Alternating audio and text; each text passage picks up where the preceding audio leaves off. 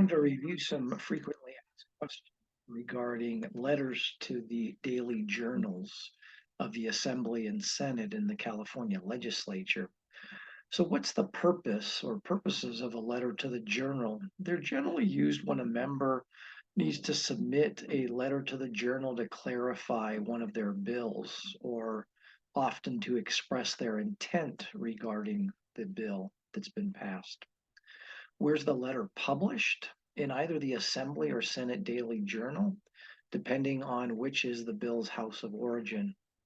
Now, while occasionally letters are placed in both journals for the same bill, or a letter is published in the other house's journal, those are likely not to be recognized by the courts in this state.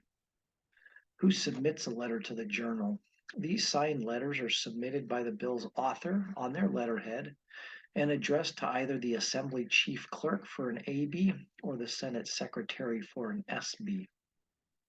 What happens when the author submits the journal letter? The letters are reviewed by the staff of the two legislative leaders of the respective House. Once they're accepted, there could be some revisions to the letter, but then ultimately they are placed in the journal. What happens on the floor? Once approved by the House leadership, then the House's majority leader usually makes a motion to have the letter printed in that House's journal for the day. Now, during deadline periods, the letters are generally approved as one of the final items before adjournment on the very last night of the legislative session. Can a letter to the journal be submitted after adjournment? Generally, no, because it requires a formal motion be adopted by the body to publish a letter in either daily journal.